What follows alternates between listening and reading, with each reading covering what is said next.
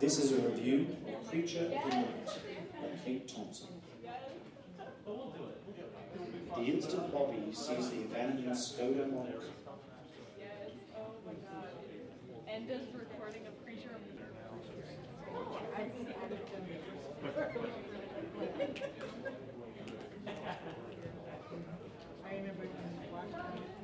I was supposed to do a show last week.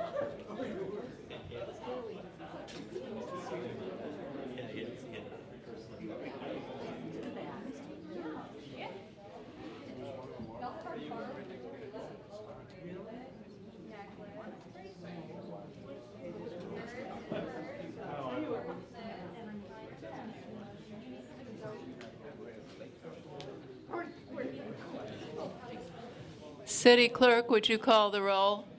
Yes, Madam Mayor. Alderman Burris. Here. Alderman Fisk. Here. Alderman John Batiste. Here. Alderman Nguyen. Here. Alderman Wilson. Here. Alderman Holmes.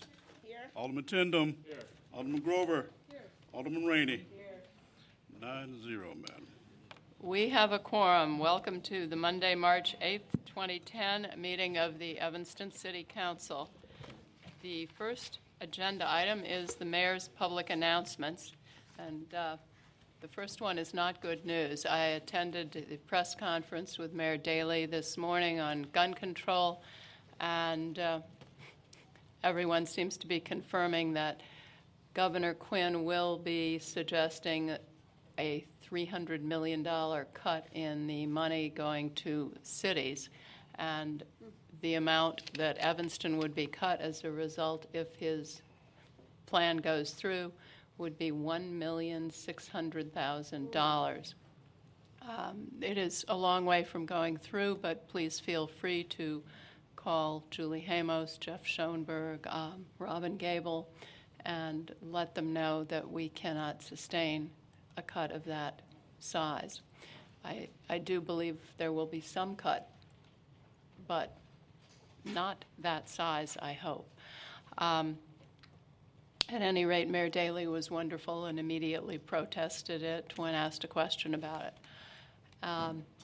And that's all the bad news. The good news is that we have today a presentation and we have Pat Devaney, the president of the Associated Firefighters of Illinois, and the Associated Firefighters of Illinois serves as the Illinois State Labor Association of the International Association of Firefighters.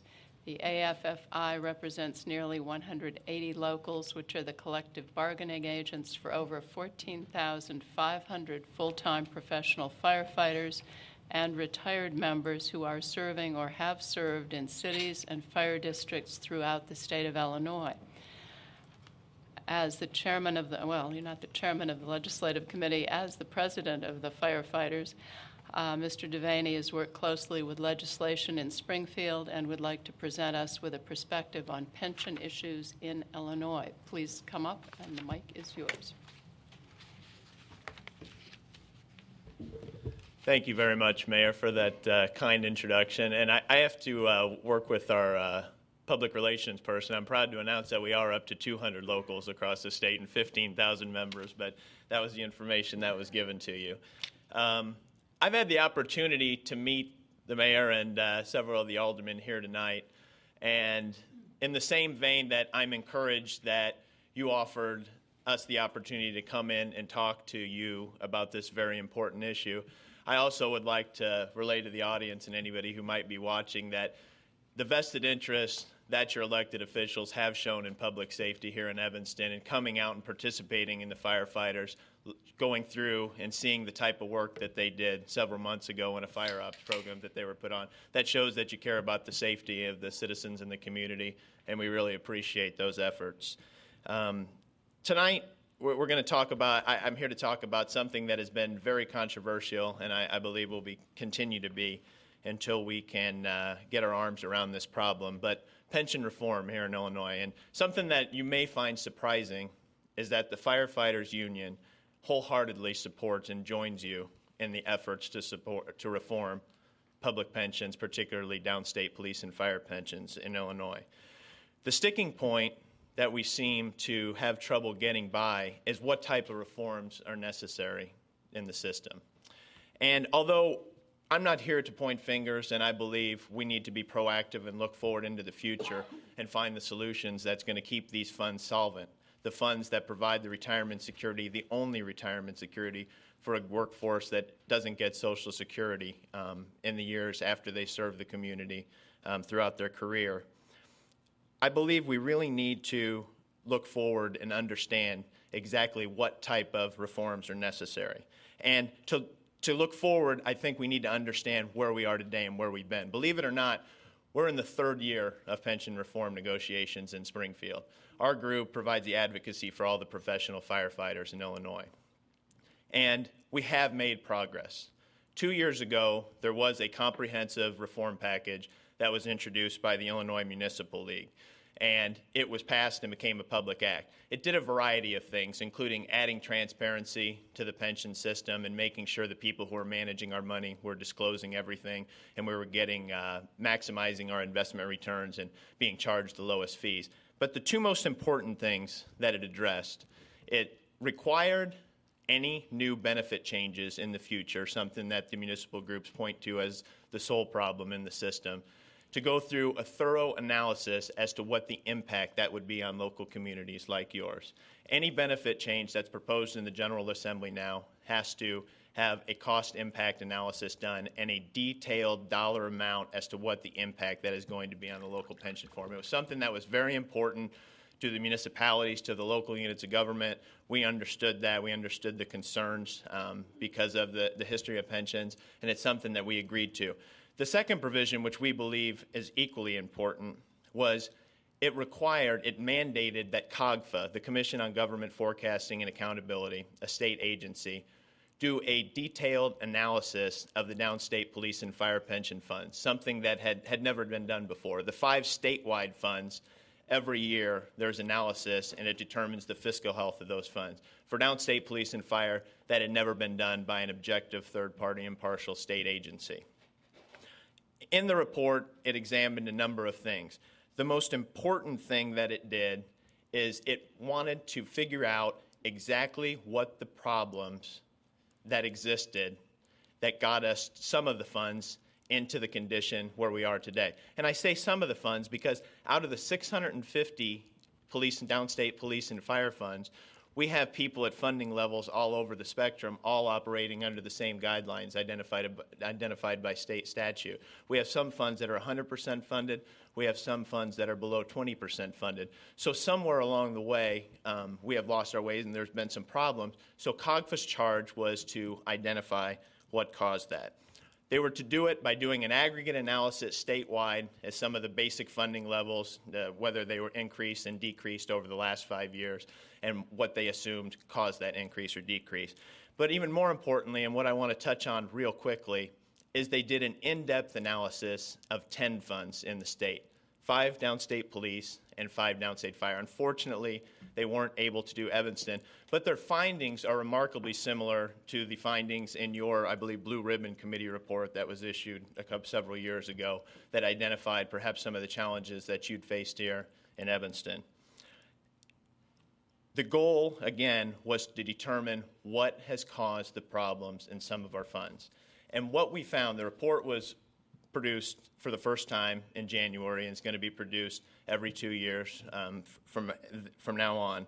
What the report found that benefit increases, something that the municipal groups typically point to as the sole cause of the unfunded liability increase, the drop in funding levels, 77 cents of every dollar in unfunded liability that was created during the study period was caused by things other than benefit increases. And that's statewide. When you look at the individual funds, and I know we don't have time to go through each one of them, but I'm happy to provide this information to any of you afterwards, and it's available on our website. The fund that I chose that's most comparable to Evanston, because they now have a funding level lower than 50%. They have more unfunded liability than they do assets, is Springfield. They have about a $100 million fund. It's roughly, I believe, in the 90s now that we've had some recovery in the market.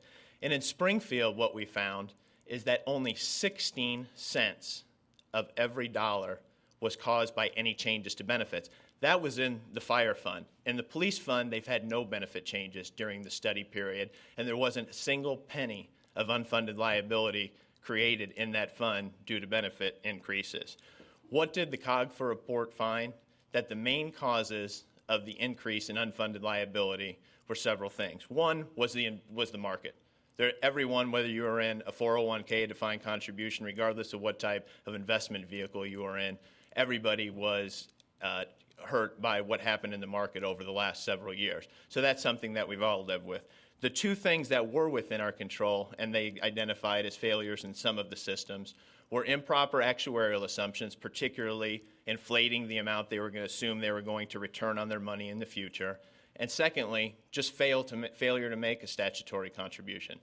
When the actuary said this much is due this year, the city council came back and said we either can't afford it or are unwilling to make it. And because there's no enforcement currently in the code, it caused a great deal of unfunded liability during the study period. Now, those are the problems, and that isn't problems identified from the Associated Firefighters of Illinois or from your local union. Those problems identified in the COGFA report that is, like I said, brand new. Probably a lot of you haven't had the opportunity to look through it. But what we understand is, even though we identified the problems and it causes great frustration amongst our membership to now be placed in this situation where their retirement security is at risk, we understand that this crisis is real, that local budget pressures are real, the pressure on the taxpayers are real to be able to fund these. And looking forward, what is our solution? Our solution can be found in House Bill 5497, and it's something that we're currently negotiating with, I believe, an organization you belong to, the Northwest Municipal Conference, as well as the Illinois Municipal League. And what House Bill 5497 contains is a good blend of providing immediate taxpayer relief, would require lower levies to fund these downstate police and fire pension systems, but it would also address the root causes that created the unfunded liability over many years. The three things really quick that exist in 5497, and I'll open up to any questions that you have specific about what the COGFA report or our solution is. One, for taxpayer relief, it extends the time frame for the mortgage or for the amortization period to pay down the unfunded liability. Currently, that year is 2033. Under our proposal, we extend it out to 2040, but we also changed the approach we use to pay down the debt or to amortize the unfunded liability.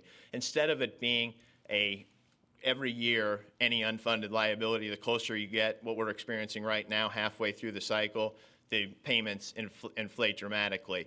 What we do is provide a rolling amortization period where we take a snapshot of the debt this year, extend a 30-year payment plan, but any unfunded liability created in future years, if the market didn't return what we would assume, there is a new 30-year plan that's in place, and it smooths out the spikes that we've seen and the fluctuations in what you're required to contribute to the retirement system.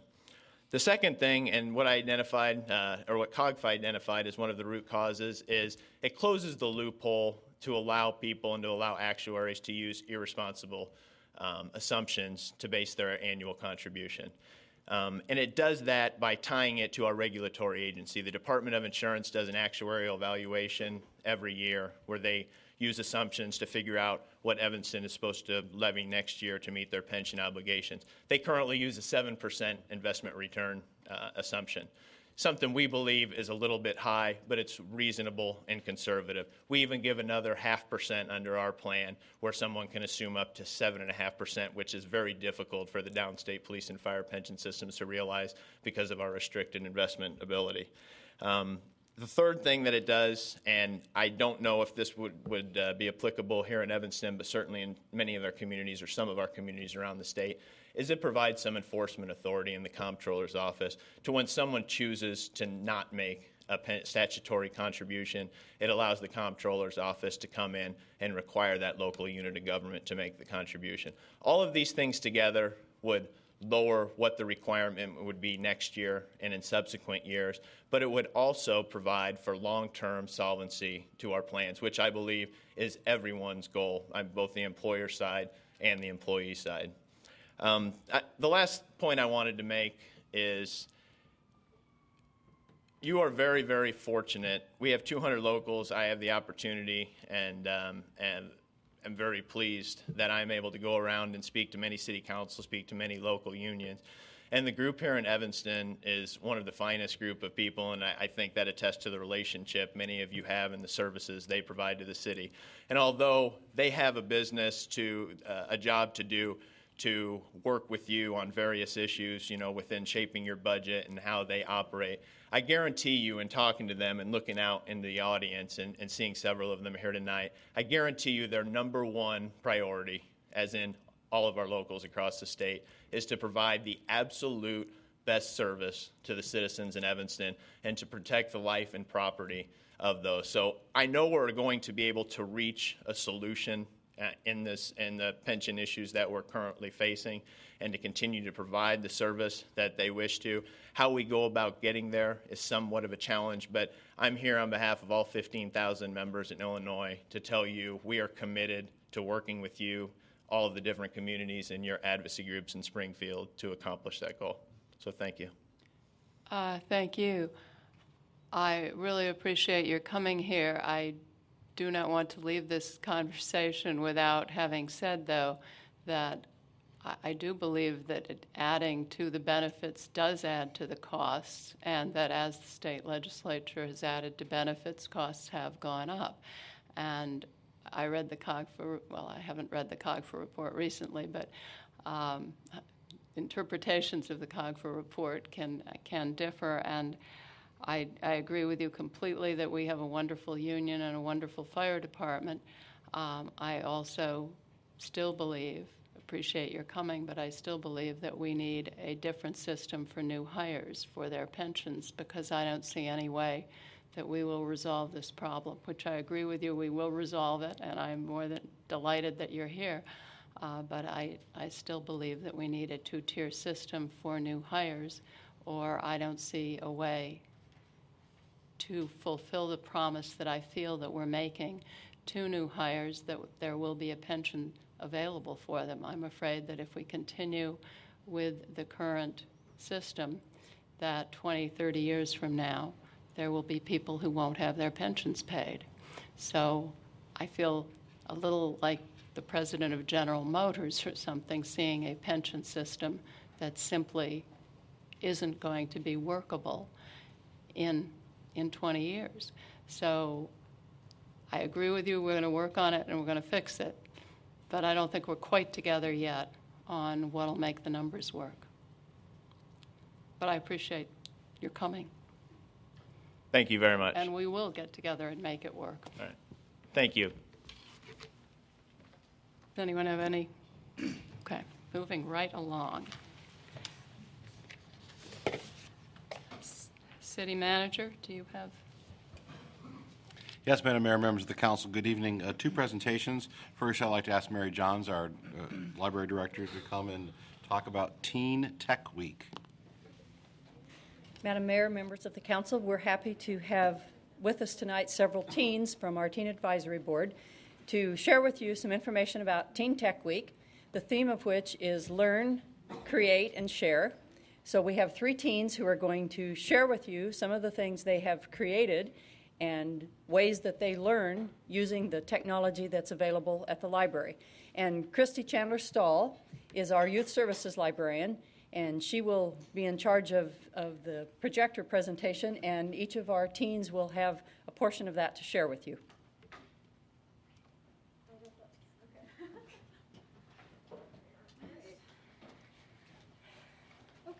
So hi guys. I'd like to introduce our three wonderful Teen Advisory Board members, Ruth Starr, Zoe Friedland, and Heather Milliken.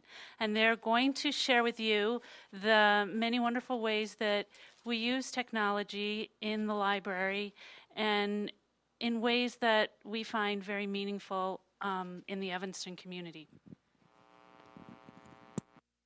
Okay, so I'm Ruth, and I'm a tab member at the Evanston Loft at the Public Library. And I just wanted to get started just kind of talking about what Teen Tech Week is, because I think a lot of you guys probably don't know. It's just a week that's this week, actually, that highlights all the stuff that the Loft does all year round. And it is all about incorporating different technologies and different mediums to as the slogan says, learn and create and share. So we all just want to share with you different ways we do, not just this week, but year-round, we incorporate this at the library. So as you can, I'm Heather, by the way. As you can see up on the projector, this is the Teen Loft web page, and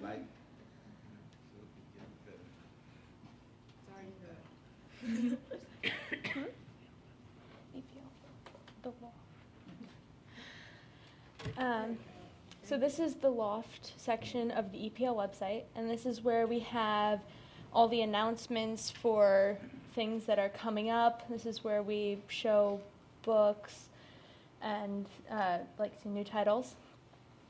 And this is just like where a lot of the technological stuff is centered.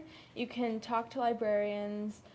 As you can see, you can follow EPL basically anywhere. There's even an iPhone app. I didn't know that. There's book lists. So if you have a certain type of book you like, or if there's a topic that interests you, like multicultural literature, there's going to be multiple lists for each one. And let's see, what else is there? There's the teen links. It's actually in here. That has a bunch of places where you can visit online to help with your research and other school-related activities. And where else are you going? All right, and we're going to pass it over to Zoe to go over the gallery. Hi, I'm Zoe.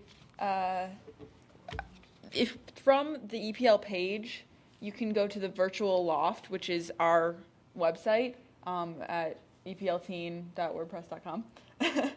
And from there, you can find, it's really useful because you can find like a book to read, or there's a blog that's really interesting and it always has great suggestions for new and exciting books. There's also some tab reviews. I don't know where they are, but there's some tab reviews, so if you don't really know what you're looking for, you can just listen to or read some of the reviews that people like us have provided. The blog also tells you what's going on, like Women's History Month or Teen Tech Week. You can always stay updated, and there are great things for programs. Oh, and then this is over to Christy. Thank you. The teens have written incredible reviews, and we're getting a huge readership for this, so I encourage you all to stop by and take advantage of it. I'd like to pose one question to the council. When you think of the Montgomery bus boycotts of the 1950s, who is the first person that comes to your mind?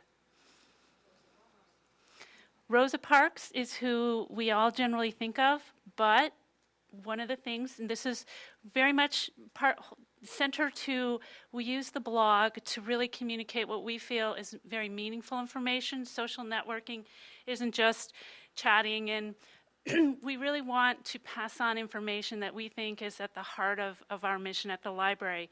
And it actually wasn't Rosa Parks. 9 months before Rosa Parks, there was a young woman, 15 years old, named Claudette Colvin. Her story has just been told in the past year. Her book has won, I think, 5, 6 awards so far. It's a riveting story, fascinating. This young woman, 9 months before Rosa Parks, refused to give up her seat. And it's quite a story. And this is the kind of thing that we try to highlight here. And she actually was a plaintiff in the Browder versus Gale case, and she was a major part of ending the segregation on the buses. Okay, now Ruth. Okay, so the websites you guys just got to explore, they're really cool for kind of sharing information, and they're really great ways that teens can show books they love and kind of recommend them to other people. But the coolest teen technology aspect that I think is podcasts, because podcasts are really fun. They're kind of audio blogs where you get to talk about really whatever you want. And we have them sorted kind of by different things. One that I recently did was for the Hunger Games. I don't know how many of you have heard of it. It's a really awesome book that just came out, and everybody loves it. And the cool thing about podcasts, though, is that, you start off with certain topics in mind, and you start off, thinking it's going to go one way. You get questions out that you get asked about books, but it kind of turns into, it goes deeper than that. It changes from just being about a book to kind of being about general problems that teens are facing. And I think that's one really cool thing about podcasts, because not everybody gets to hear from teens a lot. Everybody hears, oh, teens are involved in this, there are certain teen issues, but not everybody gets to hear what teens think about it. So that's a really cool... This is a discussion of The Hunger Games by Suzanne Collins. Okay, here's the first question. The Hunger Games are meant to dehumanize the tributes. In what ways do some of the tributes resist this and show compassion for others? Well, the entire concept of the Hunger Games are just that you have to be the last person standing. You have to kill everybody or you will get killed. So it doesn't matter if it's a person you've known growing up with your whole life or if it's just someone you met last week. You have to kill them or they will kill you. And so just the entire idea of the Hunger Games is dehumanizing by you don't have to look at people as not being people, as just being objects you have to kill or you're going to die. Okay, so that was the podcast I recently just did, and it was really cool that we could start off talking just about a book, and it kind of turned into a whole survival debate, and it really changes your take on things, and it's a really cool way to just get other people's point of view.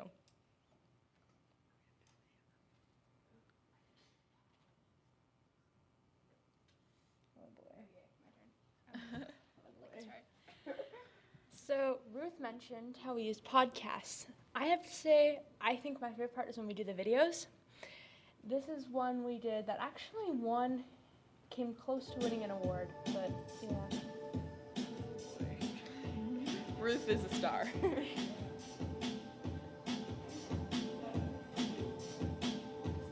Wow, I haven't been here in forever. The team up is so new and exciting, but what is everything? Sounds like you're out of shape. Well, I just walked here. Not that kind of out of shape. Let's help you appreciate the library. Just follow along.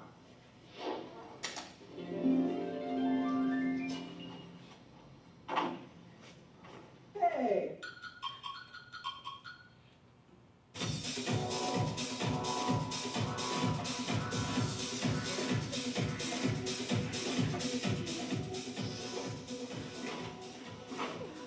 See? It's easy to buy a good book.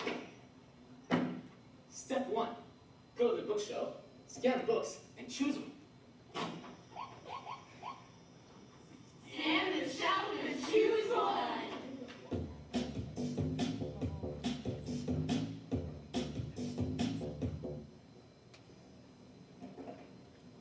Step 2.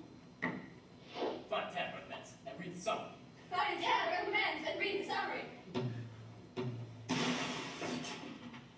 Last step. Go to the reading area and scan your book. And sit and scan. And sit and scan. And sit and scan. And sit and scan.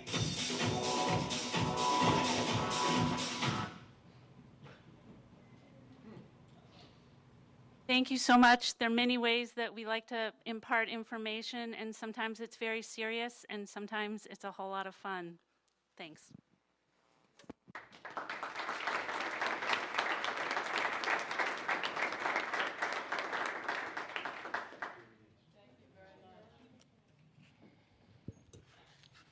And Madam Mayor, the last item under City Manager announcements is to give an update on our efforts to bring Google's ultra high-speed fiber network to the city of Evanston.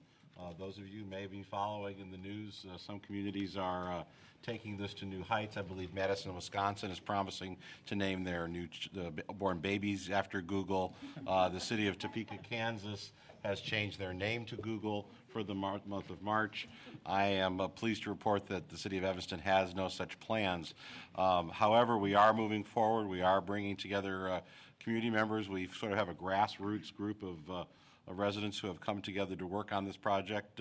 We are meeting with them each week. We are meeting with them virtually. And all this will be culminating with a Google Day in Evanston on Wednesday, March the 24th. And so we are going to use that day as a focal point of our efforts on Wednesday, March the 24th, which will include a press conference hosted by Mayor Tisdall, Northwestern Provost Dan Linsner, and other community leaders. We're just announcing that today, so we will get you additional information about that. But we hope to use that day as a real focal point to get folks interested and excited about our application. Again, we'll be joining probably several hundred of other communities around the United States, but we think we have the best argument to bring Google and its high-speed fiber network here to the city of Evanston, and so we'll be continuing to work on that over the next couple of weeks, culminating with Google Day on the 24th of March, and then the applications are due to Google on Friday, March the 26th. Unless there are any questions, Madam Mayor, that concludes my report. Thank you. City Clerk, do you have any communications? Yes, Madam Mayor, I have a few. I attended the Southwest Clerks meeting on last Thursday, and one of the presentations that were given was by the Secret Service to let you know that there are millions of dollars of counterfeit bills floating around in our neighborhood now. So if it feels funny, it probably is funny. There are points of ways of figuring out how they are counterfeit. If you do get a counterfeit one found, you may want to ask one of your senior members in the cashier or your business office, because the more you ask about it, it will then deter the person who's trying to pass the counterfeit money. They'll start getting nervous. They do have pins that we use in there, but I just found from the Secret Service that those pins are not very dependable. If you want to really figure out the counterfeit bills, you need to get yourself blue light, a dark light. So that will show the discrepancies in the bill, the watermarks that are there or not there. Just be very careful.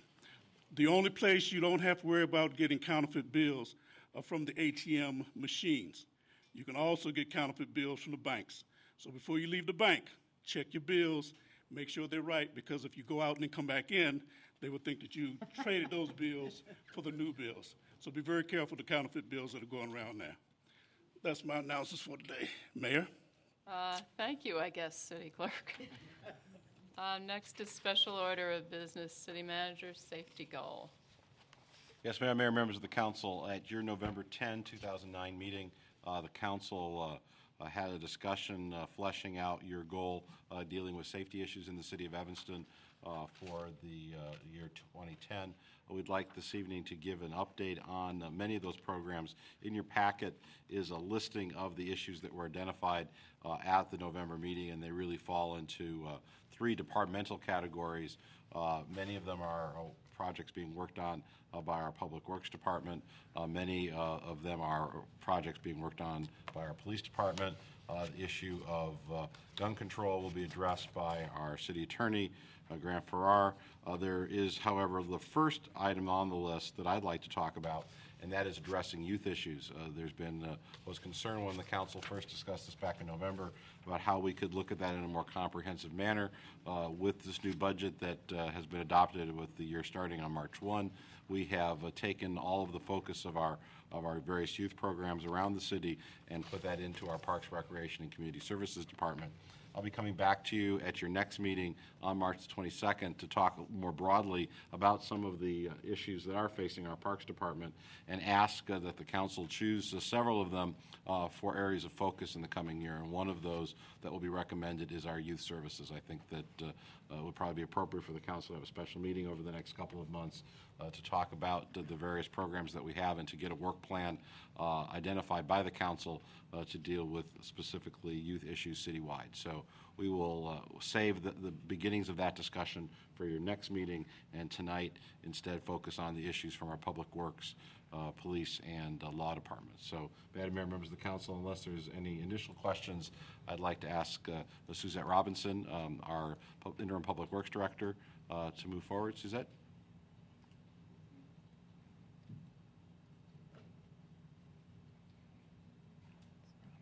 She's come back to her.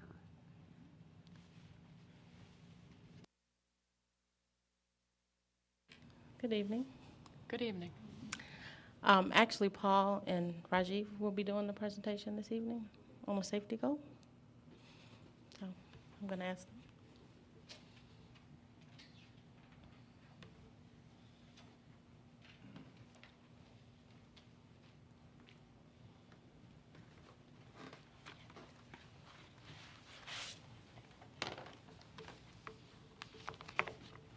Good evening, Madam Mayor, council members, City Manager Bobkowitz.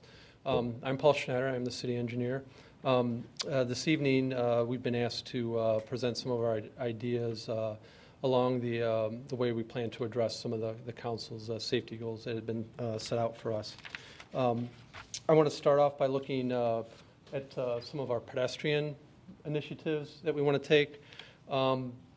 Recently, this has become a higher profile, higher priority for us. In the past couple months, we did experience an accident that resulted in fatality on Sheridan Road.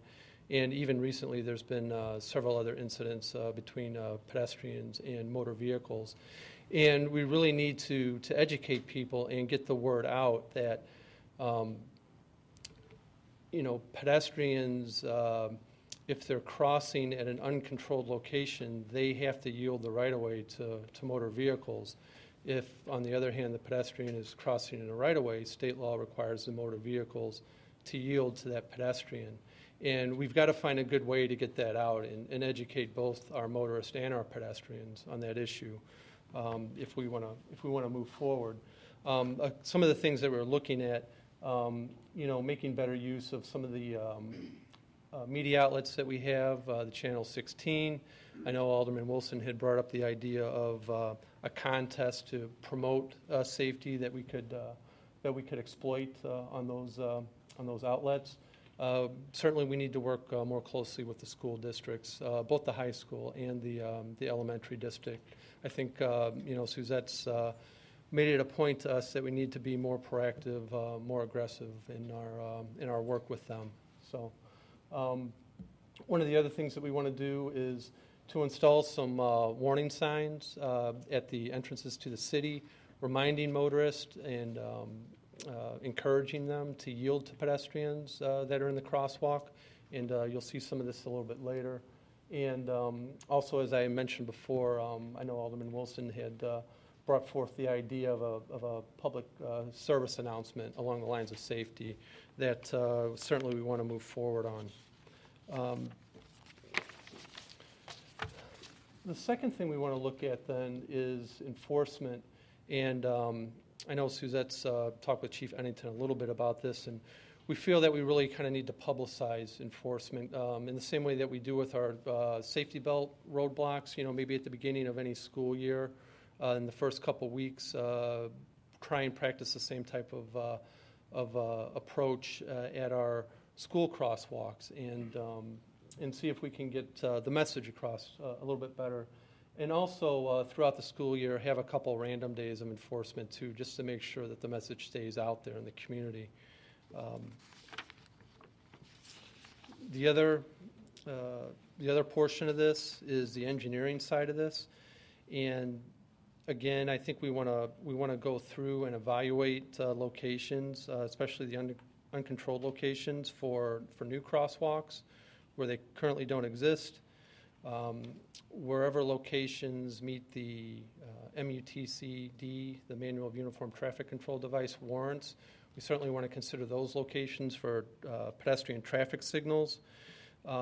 Changing the way we actually install our crosswalks, we want to make the line work that we put down on the pavement wider. We also want to make the walks themselves, the crosswalks themselves, wider.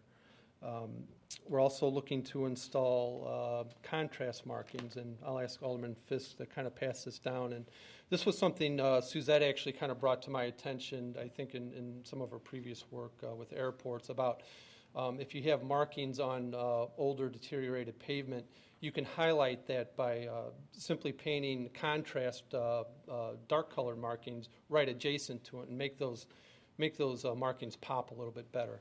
So that's something we certainly want to experiment with, as well as our state law yield to pedestrian signs. You know, currently we have in-pavement signs on Central Street and Prairie, and there's been some internal debate about their use. I think moving forward, though, we really want to try that in a few more areas. That location seems to have the best success as far as getting the message to motorists that they need to yield that right away to pedestrians. So we're looking at 5 or 6 other locations in the near term to go ahead and try that out and see how that works over the winter with snow plowing and other operations that we have going on.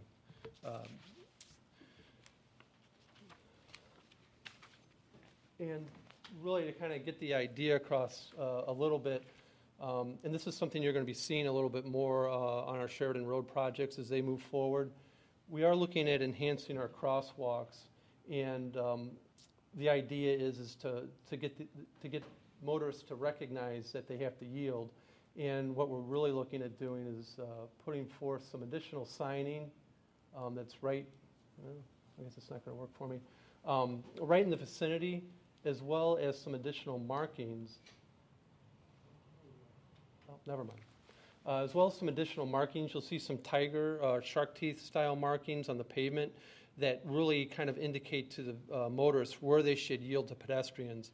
It is a little tricky in that the current state law requires the motorist to yield. It's a little bit vague. It doesn't require a full stop, at least at this point. I know the House had brought forth some legislation along those lines. My understanding has not passed the Senate at this point.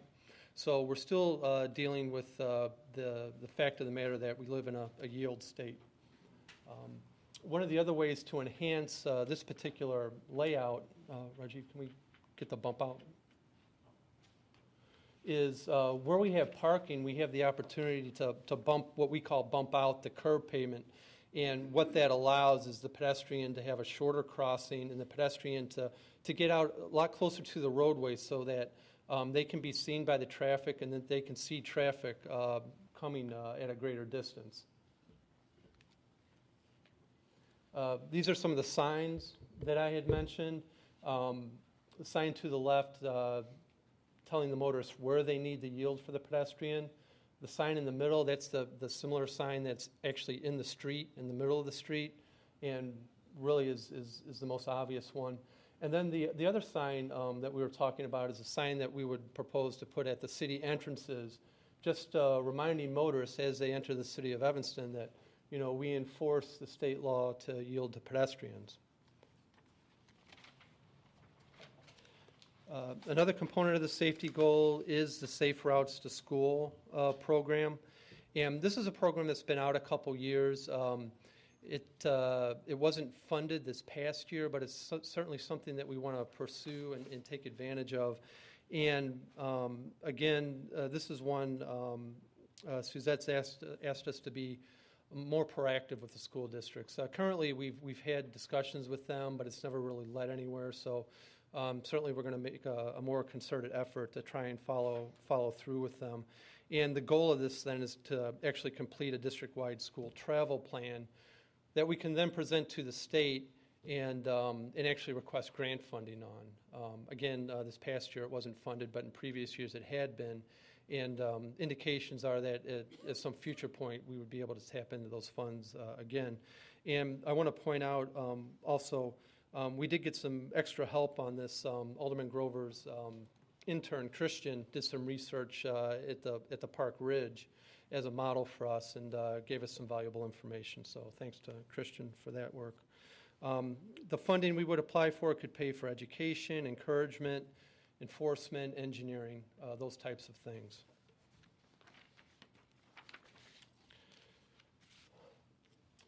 Another thing that we've been discussing and looking at is our bicycle measures. We're looking to expand our current bicycle network, and one of the things that we're looking to do is, if you see the marking of the bicycle with the chevrons on the left, you'll start seeing that on the pavement where we have shared use lanes, and that gives the bicyclist an idea of where they should be in the lane and gives the motorist an idea of where the bicyclist have a right to be.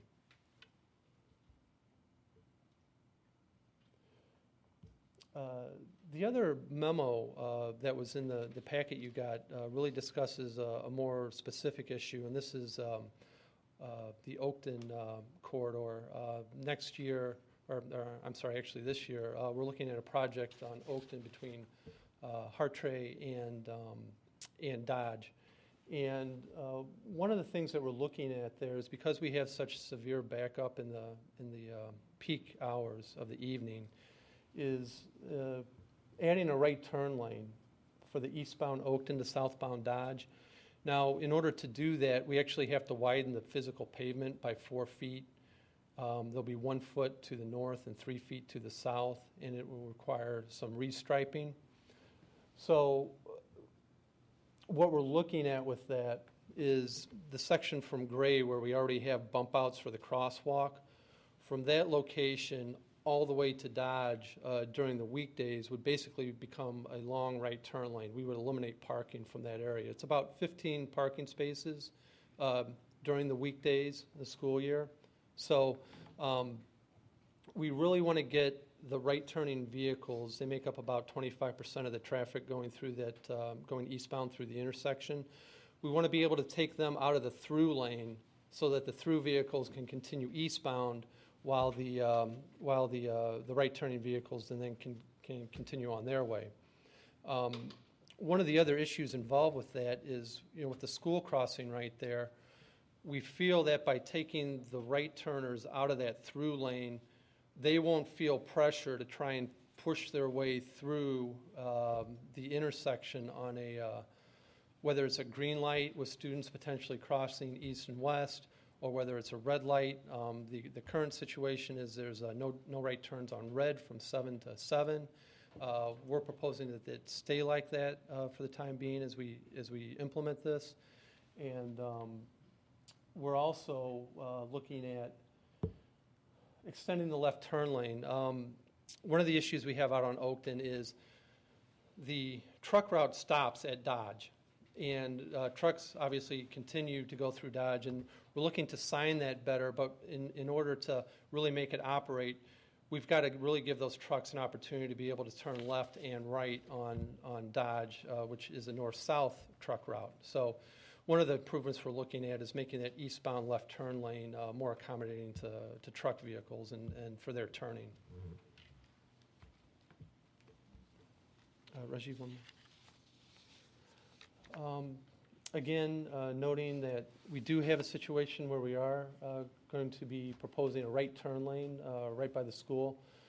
Currently, some of the ways we've addressed this through signage anyway is to put the no turn on red sign, which would be 24 hours, 7 days a week, really kind of the strongest message to put out there. The other would be no turn on red with time restrictions, which is really the case we have here, where we're saying 7 to 7 during those school time, and just after school we would have that restriction. The other way you could approach it would be to have no turn on red when pedestrians are present. The other thing that we've been using, actually a little more often that we've introduced just this past year, is turning vehicles must yield to pedestrians. In this particular case, like I said, I think we're best served by really sticking with what we've got out there, or at least starting with that moving forward with no turn on red with the 7 to 7 time restriction. As I had mentioned before, one of the other initiatives we're looking at is signing, getting better signing on the existing truck routes. We do receive a number of complaints regarding trucks going down local and neighborhood streets. Part of that, I think, is trying to make sure that the drivers know what streets are the truck routes and trying to keep them on. So a first step in tackling that problem is really educating what the truck routes are. The other issue with that is with the complaints coming in, many of them have to do with vibration. Homeowners living adjacent to these routes are feeling their foundations shake. And one of the other things we're looking at then is keeping those streets on a higher priority list as far as resurfacing, maintenance, that type of thing. Will go a long way in helping reduce that. Downtown pedestrian safety is another key issue. We do get a number of incidents with trips and falls in the downtown over the bricks. And one thing that we're doing that we want to continue to do, of course, is our spot brick repair program, and that's something that we've annually funded. The other thing that we've kind of done this year and we're looking to add in the future is to identify hot spots or whole blocks in the downtown area and pursue them possibly as capital projects. And really the more recent samples of that would be the Maple Street Streetscape project. Is that coming up? No? Oh, okay. And the one thing you can see with this one is we did apply the new bump out idea with the crossing mid-block here to aid pedestrians to get across to the movie theater. So I don't know if anyone's had a chance to get out and hopefully we're seeing motorists actually yield the right-of-way in those locations as they recognize that, hey, this is a crossing and it's built more for the pedestrian. The other sample we have of the streetscape downtown was the library streetscape, and this was definitely a hot spot. And at the end of last year, we did kind of an emergency program there to remove the old bricks and replace it with concrete walk that's more maintainable. And we still try to keep the aesthetic by putting in brick borders, and Alderman Fisk had brought the idea of poetry in the sidewalk, which I think will be installed later this spring. So we're definitely looking forward to doing that in some more areas in the downtown as we move forward. So that's really it at this point. Certainly it's an evolving program, and we're looking to add more ideas. But I think in the immediate, we'd like to move ahead and get our crosswalks striped and signed a little bit better and see if we can get better compliance. Madam Mayor, before we move on to Chief Eddington, if there's any questions from the council regarding the public works portion of the presentation. Alderman Burris. I just wanted to say thank you to Paul and Rajiv. I know I've talked to you a lot about the crosswalk issue, and I really appreciate all your time and effort that you put into with new ideas. Thanks a lot. Thank you. Alderman Grover. Thank you, Madam Mayor, and thank you, Mr. Schneider and Mr. DeHall, for your work on this. I would, because the Safe Routes to School program requires significant input and participation from our school district, and because it seems as if District 65's approach to transportation really focuses on busing and not necessarily pedestrian safety, if there is a way to engage District 65 enrolling them into this program so the city's not carrying the laboring oar, but yet we have school district kind of driving the thing, which is, I think, how most successful applications for the Safe Routes to School funding has happened. That is, the school district drives it with support, engineering support from the municipality. And if there's a way to then reach out to District 65 and see if we can get them in this effort in a more meaningful way, that would be great. Alderman Burris. I have another question about removing the parking on Oakton. I know that we're closing down the recycling center, basically, and the parking lot at the recycling center. Is there any way to use that for overflow parking for James Park? We do not have enough parking in James Park, and that's part of the reason why we have so many people in Oakton and parking on the other side of Oakton on Hartree, and then trying to race across Oakton where there's not a crosswalk. So if there's any way to alleviate that from happening, some ideas would be fabulous. Thanks. Okay, thank you. And we are also looking at establishing additional parking within James Park, so to accommodate for those spaces.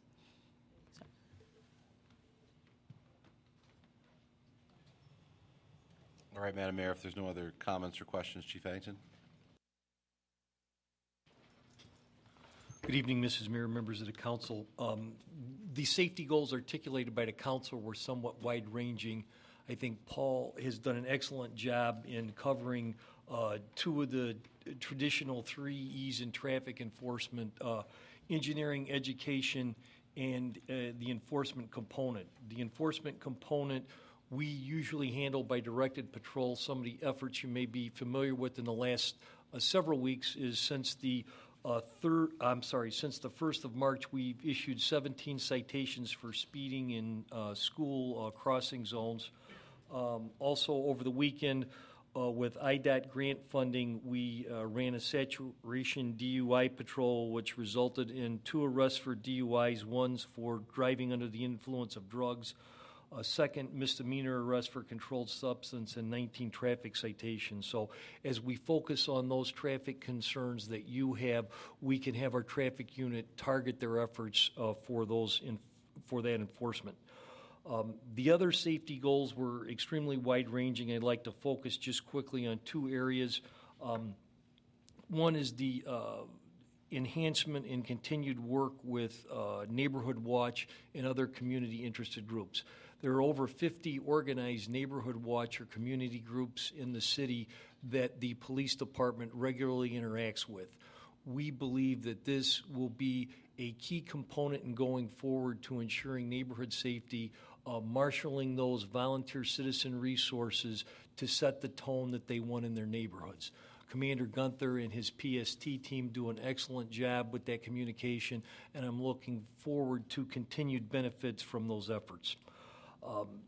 The other areas that have been mentioned, bikes on sidewalks downtown, speeding trucks, truck enforcement, all can be handled by directed patrol. And as we interact with those community groups, we can take those complaints and begin to focus our resources on the issues that they bring to our attention. One of the last areas that I want to address that was the primary council objective was a focus on youth. We'll work diligently with Director Gaynor in the components he's taken over for the youth outreach. We will coordinate our efforts with our youth outreach workers and our restorative justice efforts to make sure that that's a coordinated, effective effort.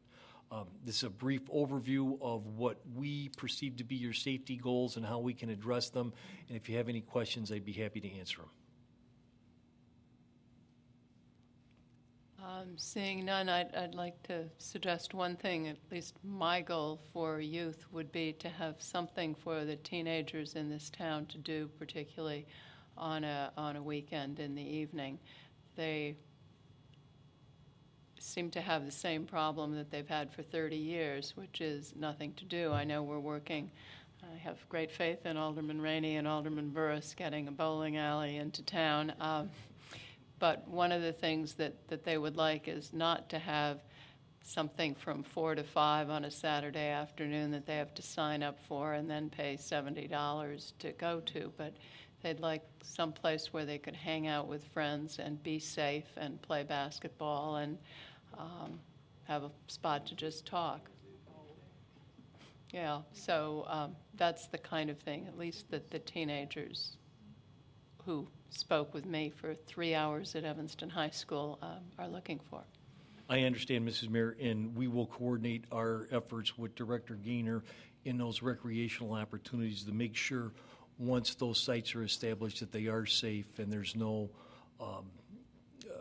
elements of dangers as much as can be possibly provided by police service. And I realize it's a coordinated effort between Parks and Rec and the police department to provide that environment. Thank you. Thank you, Mr. Mayor.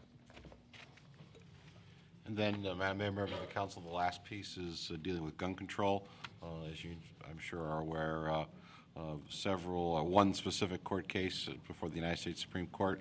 Mr. Farrar is here to give an update on that. Madam Mayor, members of the council, Mr. City Manager, thank you. Yes, as you are aware, the United States Supreme Court on Tuesday, March 2nd, 2010, heard oral arguments in a case that was brought against the City of Chicago by a local Chicago resident and the National Rifle Association. What that means for the City of Evanston and its safety goal is we anxiously await with bated breath what the Supreme Court will decide. In terms of the tenor and flavor of the arguments, what did become abundantly clear is there seemed to be a majority of the court that was expressing a concern and an outright rejection of the City of Chicago ban on handguns. So what that really tends to implicate here is a very major shift in United States law, and how that will affect the City of Evanston really remains to be decided. I think what's going to happen is the United States Supreme Court will likely overturn the Chicago ban, and then what really is the wild card is how much direction or how much discussion the court does provide in that decision relative to the issue of reasonable regulation. As you also recall, the city, along with some similarly situated municipalities in the Illinois Municipal League, filed an amicus curiae brief in this case that argued in favor of reasonable local regulation. Now, it really remains to be seen how the United States Supreme Court is going to handle that issue and give any guidance with respect to the regulation of guns. And I'm not certain as I stand here tonight when that decision will issue, but hopefully it will be somewhere near the beginning of spring or the middle of spring, or actually the end of spring if they're really moving it along. There seemed to be some indication that they were expediting the preparation of the opinion. So hopefully within a few weeks, or certainly within the near term, a matter of a month or two, we may have that decision out and we can revisit our goals and revisit our approach locally, and hopefully the Supreme Court will give us some guidance. I'd be happy to answer any questions or you might have. Thank you. I think we'll have more when you have a result of the case. So, Madam Mayor, members of the council, that gives you an overview of what we're working on as far as the council's safety goal is concerned.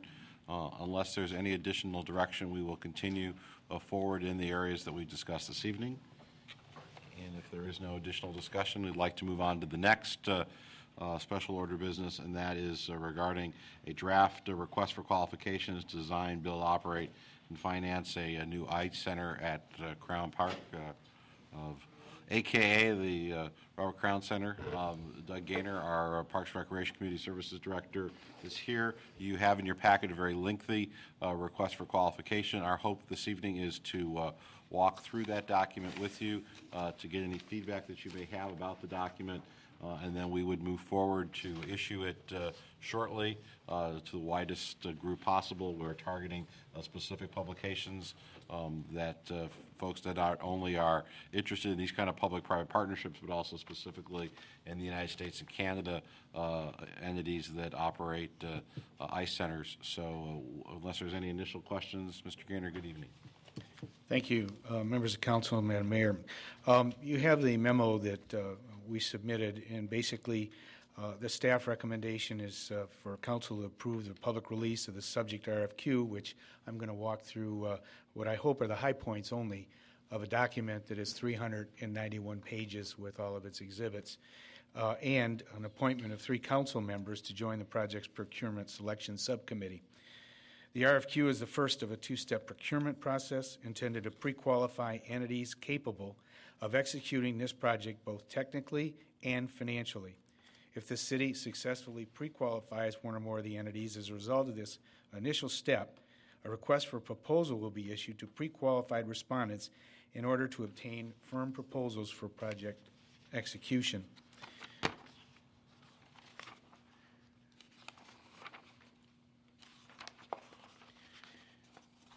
Primarily, we're talking about the design, build, finance, and operate an ice rink and community center within the Crown Park in Evanston, Illinois.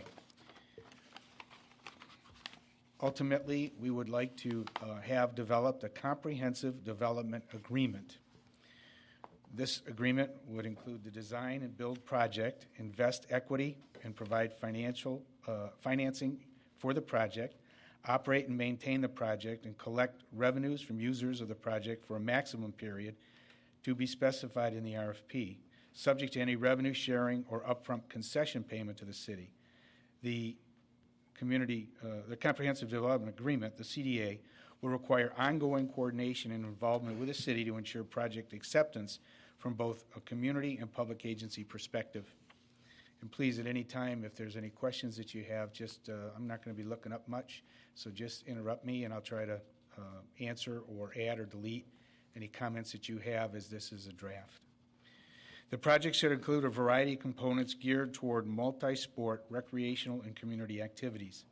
The new facility would be located at the southwest corner of Crown Park, corner of Main Street and Dodge Avenue, and would not exceed permitted zoning maximums.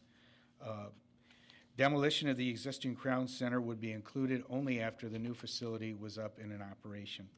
And surface parking lot, construction of new surface parking lot, and redevelopment and reconstruction of the existing park and athletic fields within Crown Park. Anticipated building and site program elements include one ice rink of 100 by 200 feet, another with 1,200 spectators, and one 85 by 200 ice sheet with seating for 500 spectators. One gymnasium for seating for 500 spectators. Now, let me add right now that these are minimums that we're talking about, but I think this is all negotiable, and we have language in the document that provides for flexibility. Locker team rooms is needed to support the sports programming, multi-purpose rooms, community programming rooms, recreation space, pro shop space, estimated at about 10,000 square feet, a possible branch library estimated at 5,000 square feet, concession services, administrative offices as needed to support operations, associated support facilities, lobby, restrooms, and mechanical area, surface parking facilities as needed, baseball fields, 2 totally developed for youth and adult athletic programs, including lighting, soccer and football fields, 2 totally developed for youth and adult athletic programs, including lighting, tennis courts, if that's necessary. However, we have tennis courts that are tucked over in the northwest corner now, and we think that that may just be able to stay there and not be part of the project, and a children's playground. The developer or the responders will be responsible for a variety of things. Funding available for development costs. No public funding is available for the development of this project, and the city expects significant private participation. City will hold and retain ownership of the property. There will be opportunity for shared use of the surface parking lot. Additional development or developer responsibilities include the geotechnical investigation, utility considerations, the building code, permitting, zoning, detention requirements. We have determined that the city would waive the building permit fees, but that all building permits would be required. Architectural design standards and aesthetic considerations, requiring a high standard of architectural design and aesthetics, including but not limited to issues related to scale, height, mass, and it continues. Decision regarding detailed graphics and models presented to the city staff, the public, and political leadership. The CDA is expected to make architectural design subject to city approval, and incorporation of those elements a required aspect of the developer's work. Building materials, equipment. Again, the CDA would be expected to make building and material and equipment selections subject to city approval, and incorporation of those elements is required. We're looking at green building ordinance, the new green building ordinance that was passed by the City Council, so we'd be looking at a LEED facility. Public involvement. Proposers are advised that an extensive public involvement process would be required. Proposers may suggest alternative strategies and considerations in their RFQ responses to minimize these concerns as far as constructing sequences. Public art, again, part of the project following the city's ordinance. The facility naming rights, currently we have made the decision that based on a pre-agreement with the Crown family, the name of the Crown must remain. However, there are other naming rights that are possible. Facility staffing, the city will require the developer to recruit and provide facility employment opportunities to existing Crown Center staff prior to opening employment recruitment to general public. Employment status, compensation structures, and benefits should be subject to negotiation. Public activities, we're looking again at making sure that this is a public facility and not a private facility. Typical process, description of the procurement process. The city is going to reserve the right to modify the procurement process in its sole discretion to address applicable law and or the best interest of the city.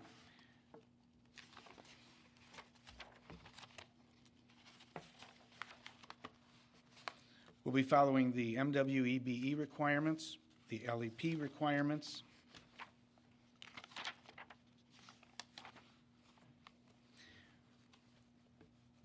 When looking at the relevant experience, we're looking for those individuals or groups, the proposers, that would have possibly the following experience. Operation of a large-scale recreation facility, particularly ice rinks with a construction value of $25 million or more. Operation of a public-private partnership projects. Design and construction of large-scale recreation facilities, including ice rinks with a construction value of $25 million or more. Design, build, joint owner-contractor development, public-private partnership, comprehensive development, and exclusive development agreements for service facility projects to which such an entity has been party with a contract value of $25 million or more. Preparation of revenue studies for comparable projects, successful financing and comparable projects as a principal financial advisor and or lead arranger or underwriter, project and risk management. All such projects in which the entity played a significant role during the past 5 years shall be included. We're going to be looking for, obviously, project references. Conceptual project development. The proposer's conceptual plan for development of the improvements and operation of projects shall be submitted, including their general approach, a description of the proposer's general approach to advancing project development, assignment of risk, the results expected from implementation of the proposer's project development plan, and the critical factors for the project's success, a synopsis of the proposer's plan, design and construct the improvements described herein, and to operate the project, including discussion of design principles, aesthetics, functional considerations, life cycle costs, commitment of resources, and use of subcontractors and suppliers. Conceptual development and implementation schedule based upon current levels of information, including close of finance, start of construction, substantial completion, revenue service, final acceptance, project phasing, and other major milestones. Approach for other key project functions including permit procurement, utility services, environmental considerations, and public relations. And Doug, I think maybe at this point, I think the council gets a general flavor of where we're going with the RFQ process. But I have 300 more pages to do. We would certainly appreciate any additional comments that you have either tonight or over the next several days. If this is along the lines that the council was anticipating, certainly we would like to get general direction this evening that we're going in the right way. Also looking toward council members volunteering to serve on a committee to help us as we get this document out the door and begin receiving responses. Alderman Grover. Thank you, Madam Mayor. My light did not signal that I was volunteering for this committee, just that I had a question. What happens next? We have this RFQ. Where does it go? Where do we post it? How do we get submissions? Well, as many as possible, as many good applications as possible. Thank you, Mr. Gaynor. Alderman Grover, members of the council, we will be posting it in our usual places. However, we have identified a number of additional locations. For instance, there's ice rink management associations, which there's a number of associations, professional associations. It'll be in the Contractors Magazine. It'll be in Cranes. As the city manager indicated, we want to make this an international call to see who might be out there.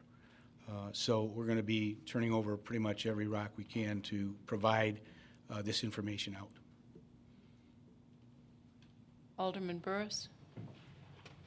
Thank you, Mr. Gaynor, for putting this together.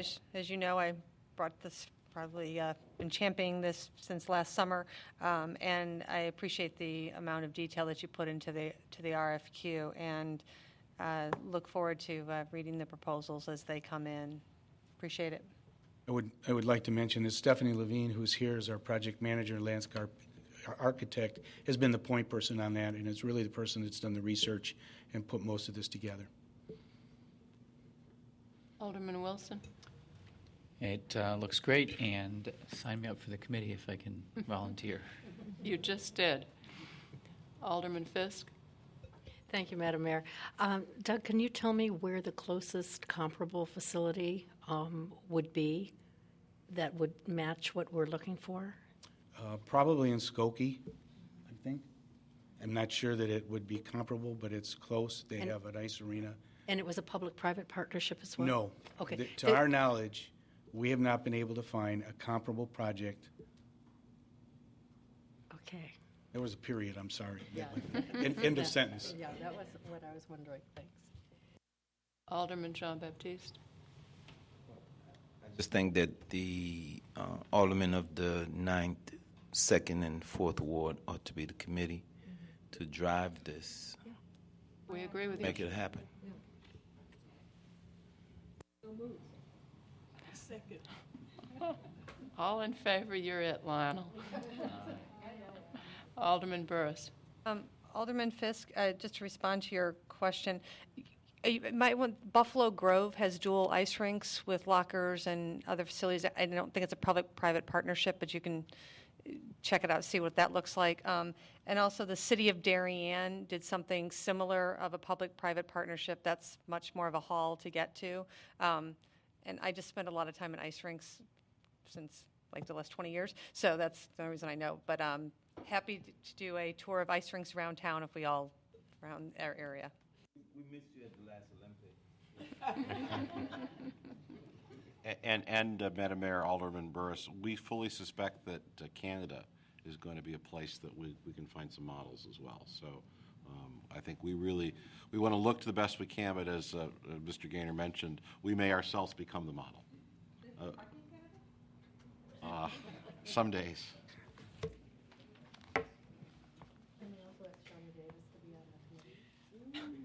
Seeing no further lights.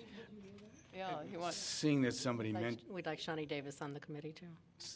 Seeing that somebody brought up his name, we've made a contact with Shawnee Davis, and March 18th is the date that he's going to be available to come to Evanston. So we'd like to have you watch the webpage, and we're going to put more information out. But probably March 18th will be the day that we'll be able to celebrate his successes. And we realize there are a few conflicts scattered around town, so we'll try our best to work through those with those so that everybody has an opportunity to celebrate. And will he bring his medals again? We'll certainly ask him to. Yeah. Oh, yeah. Alderman Jean-Baptiste tried him on last time. I don't think so.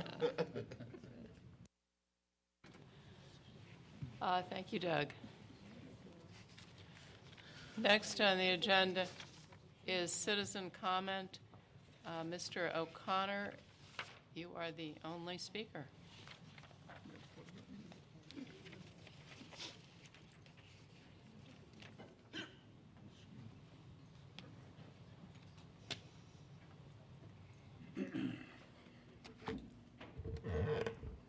I'll try to keep it to 3 minutes, even though the rules say there's 15 minutes allotted.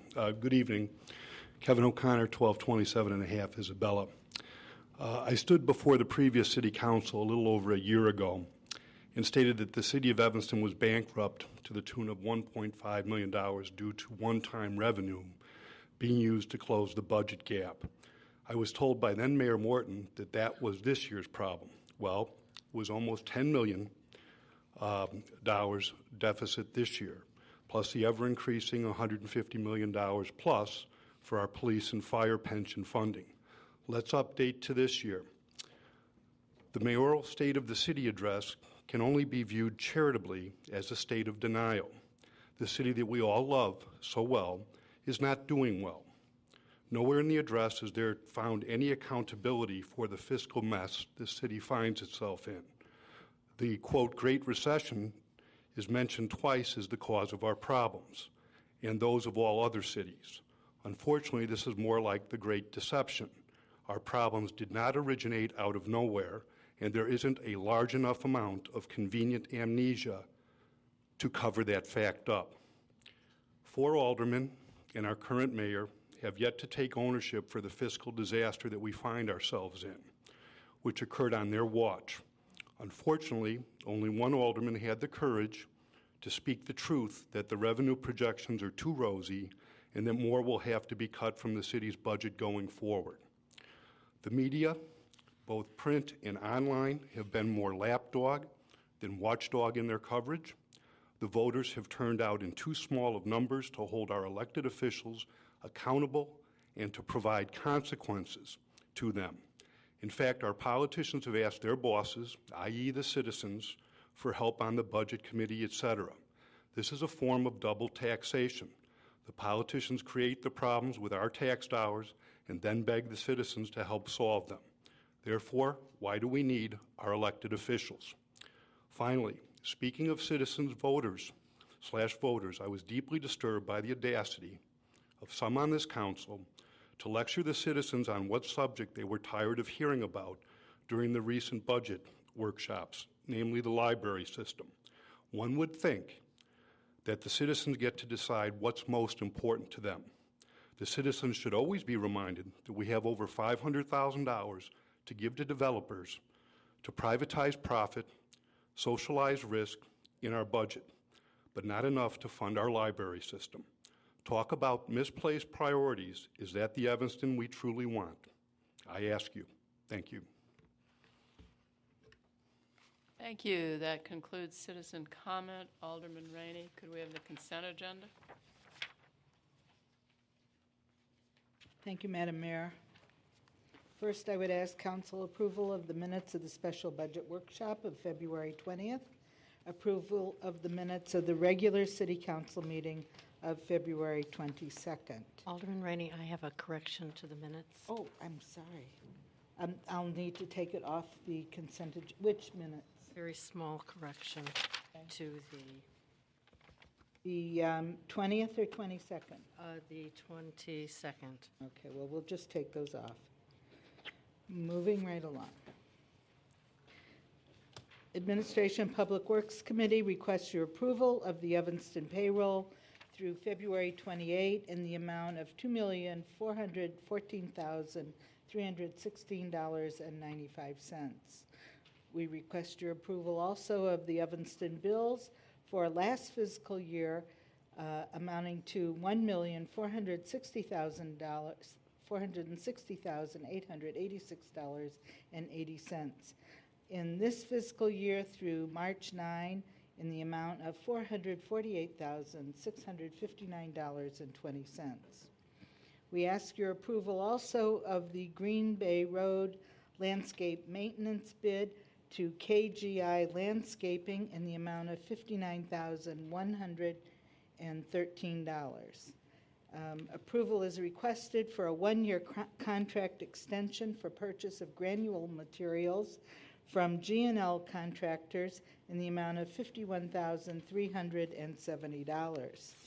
The Youth Instruction Program is before you, and we would like to grant the award of the contract to the low bidder, who is one-on-one basketball, and that would be in the amount of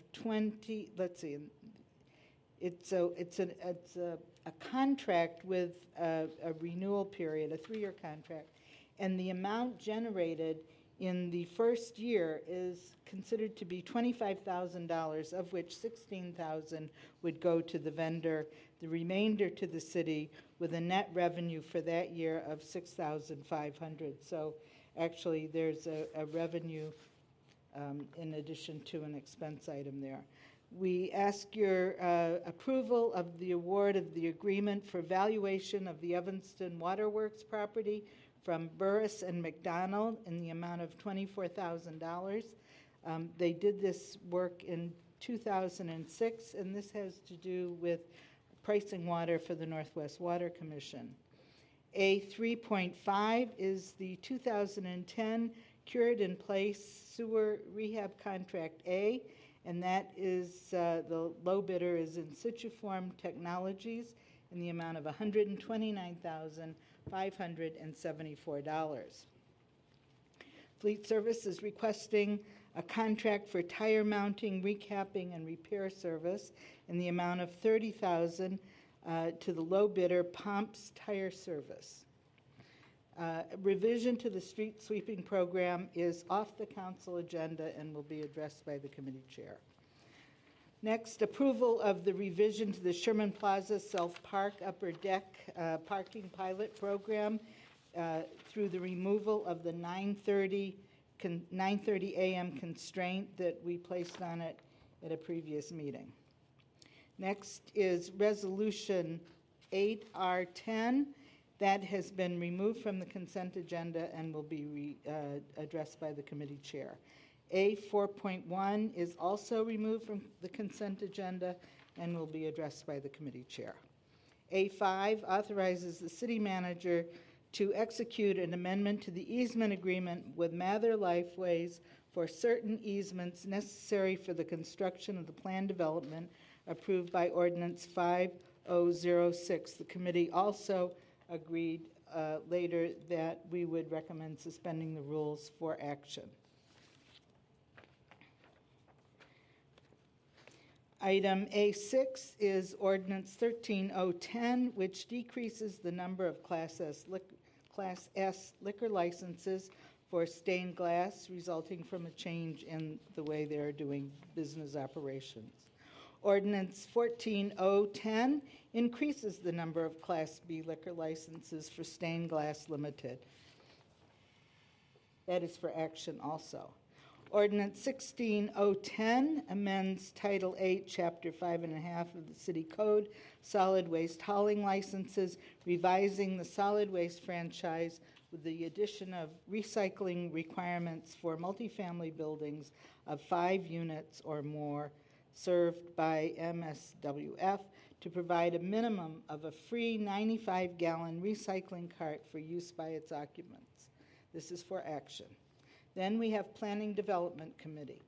The committee recommends your approval of 1609 Florence Avenue and 1519 and 1525 Davis Street plat of subdivision and consolidation approval for the purpose of constructing garages, off-street parking. Item P2, Ordinance 17010, is off the consent agenda, and I believe the chairman is going to discuss that with the council. Item P3 recommends a denial of a major variation. Is this off the agenda? This is off the consent agenda and will be addressed by the committee chair. Item P4 is a request for extension of plan development for 959 Dobson. This was approved. Plat of subdivision approval for Orrington Avenue. The former site of Kendall College has been removed from our agenda at the request of the applicants. P6, approval to match federal funds for varsity theater renovation. This is request your approval. This is for action. Consideration of request to waive transcript fees. This item is off the consent agenda and will be addressed by the committee chair. Finally, we have the Human Services Committee, the Township of Evanston, February 2010 monthly bills in the amount of $89,922.11. We have no reports from other committees for appointment. Are these introduction, Madam Mayor? They're for approval. For approval to the Environment Board, Laquan Chang, the Playground and Recreation Board, both Lawrence Raffel and Craig Thompson. Madam Mayor, I move the consent agenda. Thank you. City Clerk, could we have a roll call vote, please?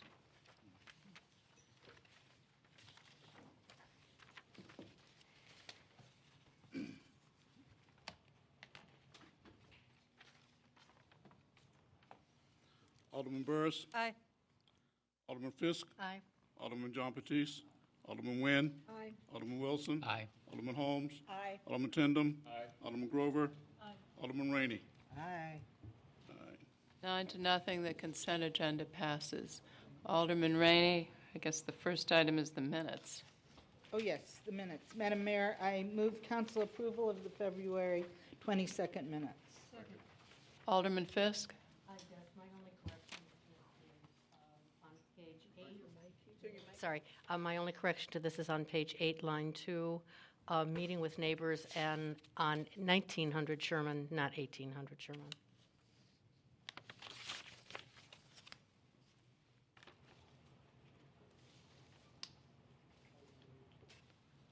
I think we may need to vote on that.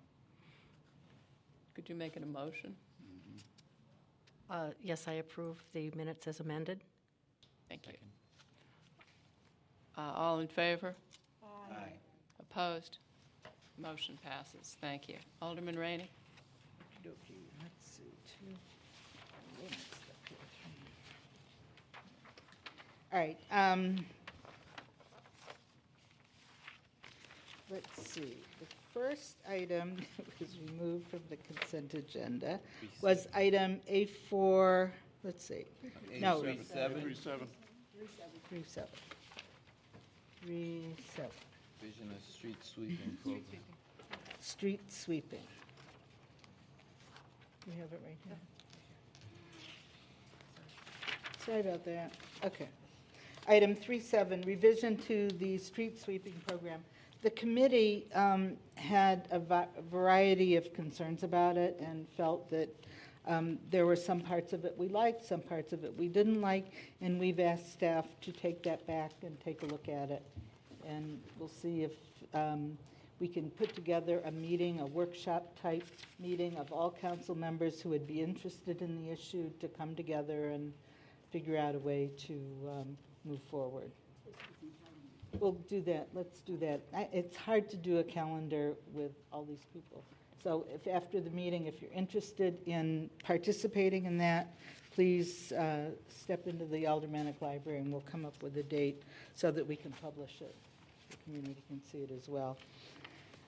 Next item, A4. Resolution 8R10, option to purchase IMRF service credit for out-of-state local government service. Several members of the council, including myself, did not quite understand the implications of this going forward, especially having to do with whether or not there's added expenditures or revenues required to place into the pension fund. So we're going to get a little more information, and I believe the city manager said a presentation at our next meeting. Is that correct? Yes, Madam Chair, or perhaps the meeting after. Or but perhaps the meeting We'll come back after. at a future meeting. Sooner or later. Item A4.1 is, I'm going to move that. And then we can have a discussion on that. Excuse me, I'm sorry. A4.1. It's been moved. This and is, let me just Go ahead. say what it is. Item A4.1 is Resolution 19R10, which authorizes the city manager to execute a letter of agreement with Robert A. L. Canal for the sale of real estate transfer tax stamps and the issuance of real estate transfer tax exemptions. Second. Madam Mayor, there was some concern about the method for this appointment, et cetera. However, one of the things that Alderman Fisk raised was the fact that there is a 90-day review, and the committee asked that staff come back in 60 days for us to review, and then 90 days we can terminate if things aren't going well. Otherwise, we can continue for the year. All right. Alderman Burris? I want just to speak to this issue.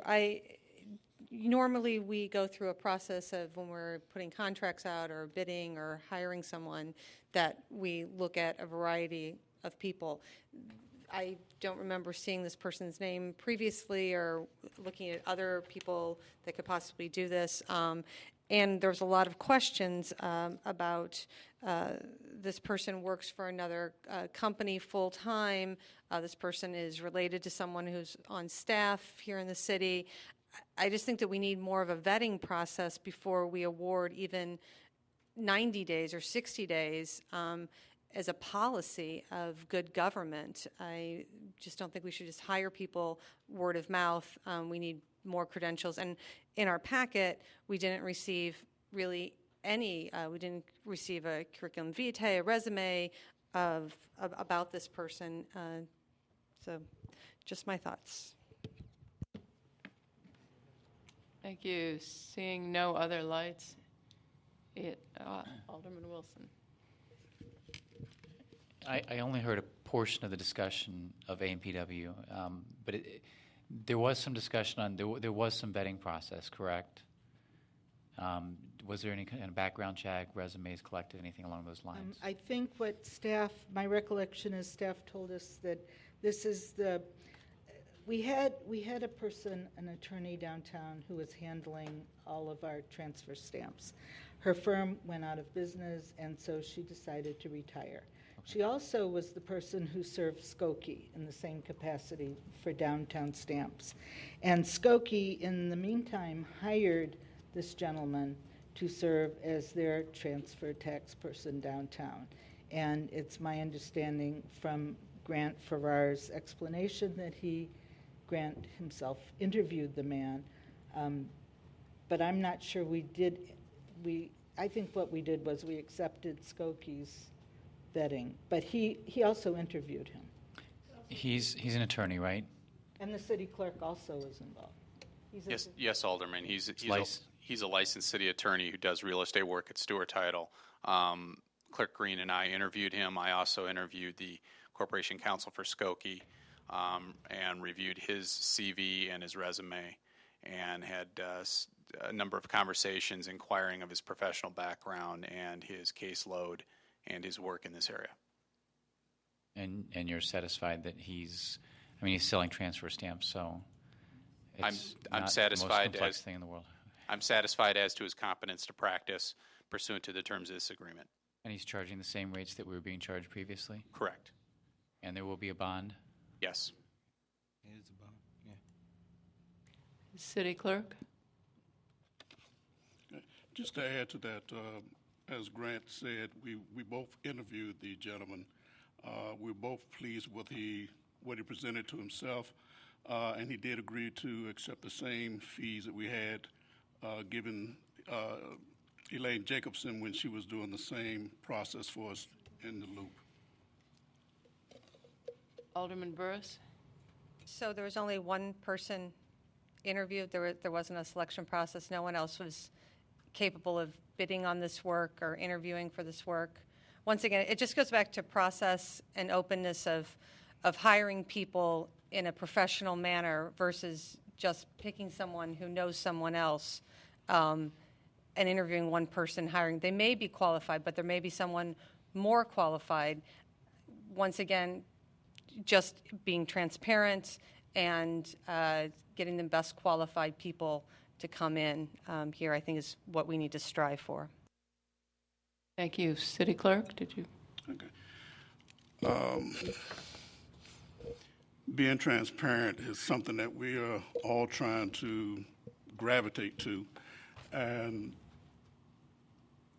the person that we looked at, yes, we only looked at one person, but from the person we talked to, we felt he was very qualified for it.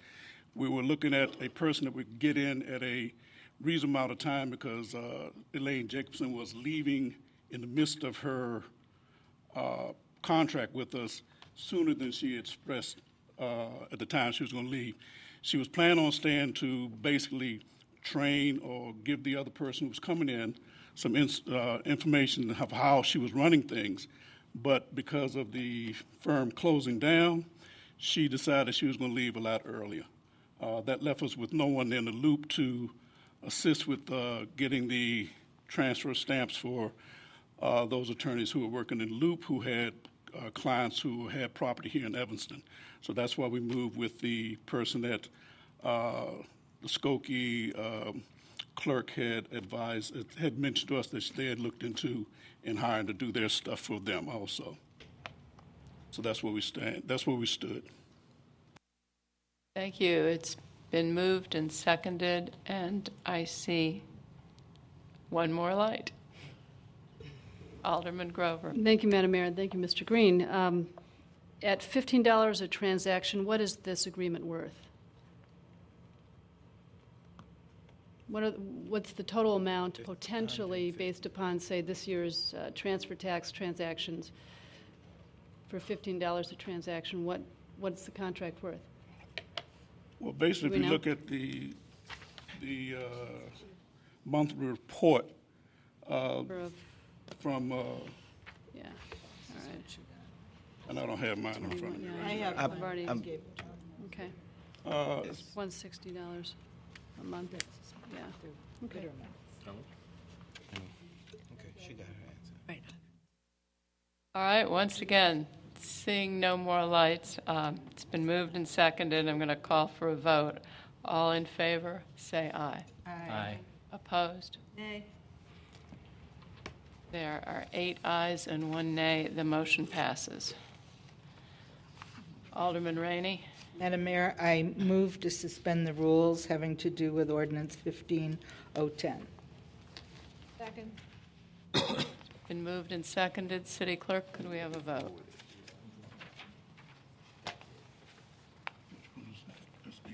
A5.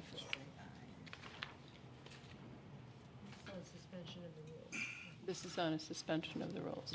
Okay, Alderman Burris. Aye. Alderman Fisk. Aye. Alderman John Batiste. Aye. Alderman Nguyen. Aye. Alderman Wilson. Aye. Alderman Holmes. Aye. Alderman Tindem. Aye. Alderman Grover. Aye. Alderman Rainey. Aye. 9-0. 9-0, the motion to suspend the rules passes. Madam Mayor, on behalf of Planning and Development, I request council approval of ordinance 15010, which authorizes the city manager to execute an amendment to the easement agreement with Mather Lifeways for certain easements necessary for the construction of the planned development approved by ordinance 5006. Been moved and seconded. City Clerk, could we have a roll call vote? Alderman Burris. Aye. Alderman Fisk. Aye. Alderman John Batiste. Aye. Alderman Nguyen. Aye. Alderman Wilson. Aye. Alderman Holmes. Aye. Alderman Tindem. Alderman Grover. Aye. Alderman Rainey. Aye. 9-0. 9-0, the motion passes.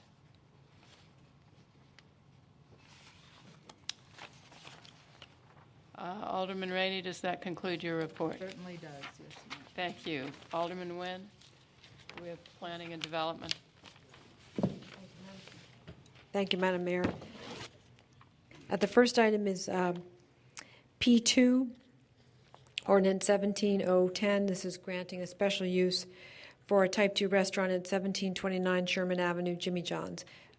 During the course of the P&D meeting, we reached an oral agreement with the owners of Jimmy John's to limit the numbers of delivery cars parked at meters in the downtown to 2. On Sherman to 2. And we urge them strongly to have their delivery trucks parked on, or cars parked on Clark, if possible. And that change is going to be made in the ordinance, and it'll be brought back at the next council meeting. For introduction. This is for introduction. I move introduction. Second. It's been moved and seconded to introduce the ordinance granting a special use for a Type 2 restaurant at 1729 Sherman. Yes, and seeing no lights, City Clerk, could we have a roll call vote? Alderman Burris. Aye. Alderman Fisk. Aye. I don't think you need one, but Well, Yeah, we're just introducing. We just oh, okay, introduced. all right. That's fine. All in favor? Aye. Aye. Opposed?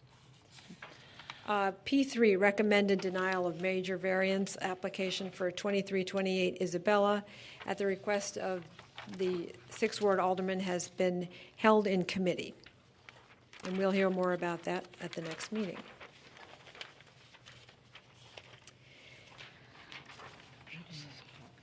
P7, consideration of request to waive transcript fee, Zoning Board of Appeals case. Well, you all can read the number. This is the waiver of the $1,300 fee, the request for a waiver for the $1,300 fee regarding, by George Gaines, the appellant of a decision of the zoning administrator. What the committee did was we voted 4-1 to waive the $1,300 fee, and to then we asked staff to come back to us with a thorough analysis of the fee structure, and we gave them a lot of direction about ways in which we thought a fairer structure should be in place, better notice, better information should be given to appellants and applicants, and the option of not getting a transcript should be provided. So the first issue I would say is that I move approval of the request to waive the transcript fee. Second. Been moved and seconded to approve waiving the transcript fee. City Clerk? Alderman Burris. Wait. We now have a light. Alderman Grover. Sorry, Rodney. Thank you, Madam Mayor. Thank you, Alderman Nguyen. I had a question about waiving the fee in this circumstance. If these appellants decide to pursue their appeal to the circuit court, then they're wanting to take the transcript with them. Are they still on the hook for part of the transcript fee, or is it waived altogether? No, Alderman Grover, thank you very much for clarifying. We stated that we waive the fee unless the appellant takes the issue to circuit court, and their attorney was present, and he agreed with that. So the waiver is waived with that exception. And if they request the transcript? Right, unless they take it to, exactly. And in addition to that, the city manager has said that at the next ZBA hearing, which I believe is March 16th, that the city would absorb the transcript costs at that point, because our ZBA rules do not permit currently an applicant or an appellant to opt out of getting the transcript. So the city manager said that the city would cover that cost because otherwise the Gaines don't have an option other than continuing the hearing until that rule change can be made. Thank you, Alderman Nguyen. So if the appellants in this case do pursue the appeal to the circuit court, then there's no way the city would be on the hook for these transcript fees. We put that on the record? Yes, we did put that on the record. Yes, that's Yes. part of the motion. Great. That's part of the motion. And Thank I'm you. sorry I did not include that. Yeah.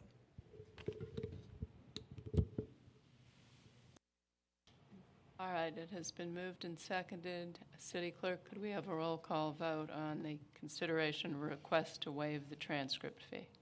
Alderman Burris. Aye. Alderman Fisk. Aye. Alderman John Batiste. Aye. Alderman Nguyen. Aye. Alderman Wilson. Aye. Alderman Holmes. No. Alderman Tindem. Aye. Alderman Grover. Aye. Alderman Rainey. Aye. 8-1. 8-1, the motion passes.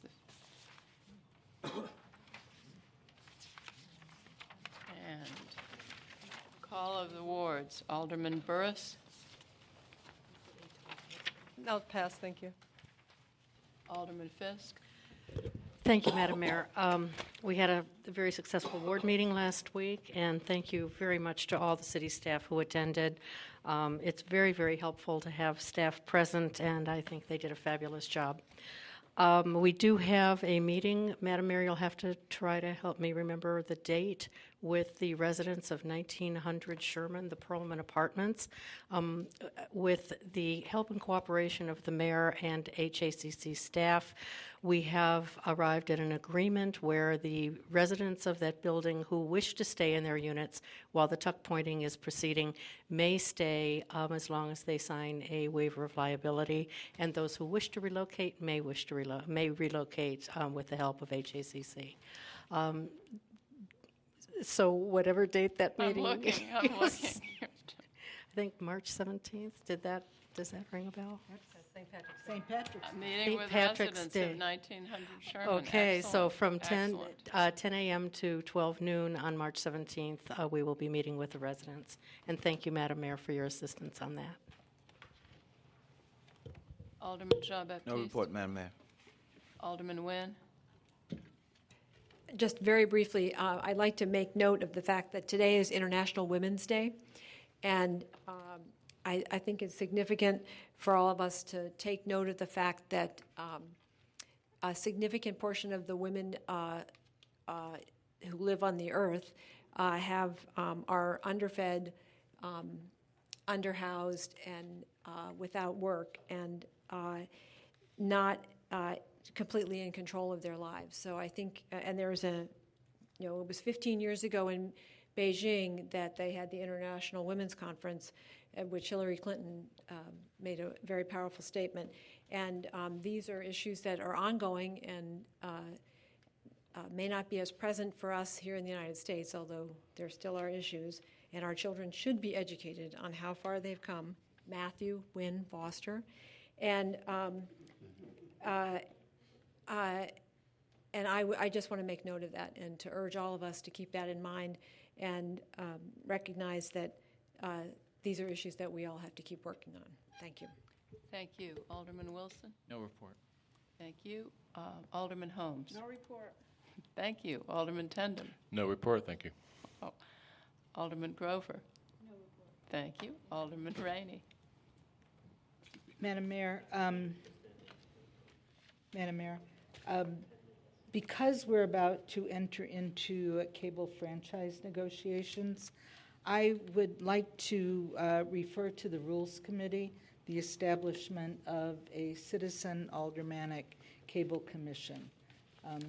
We've had so many complaints regarding cable service from all aspects that I think it would be appropriate to make this reference. Also, I want to congratulate both Chute and Oakton for achieving awards at the state level for their performance based on the fact that there is a majority of poverty-level students in both those schools.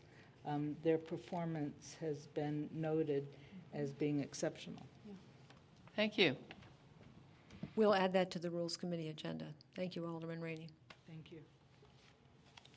Alderman Wilson. I move pursuant to 5 Illinois compiled statutes 120/2A that the City Council convene into executive session to discuss agenda items regarding personnel, litigation, and minutes.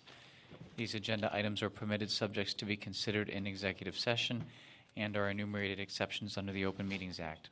These exceptions are 5 ILCS 120/2, subsection C1, C11, and C21. Second. City Clerk, could we have a roll call vote? Alderman Burris. Aye. Alderman Fisk. Aye. Alderman Jean-Baptiste. Aye. Alderman Nguyen. Aye. Alderman Wilson. Aye. Alderman Holmes. Aye. Alderman Tindem. Aye. Alderman Grover. Aye. Alderman Rainey. Aye. 9. 9-0, the motion passes. Sometimes we get tired. And we may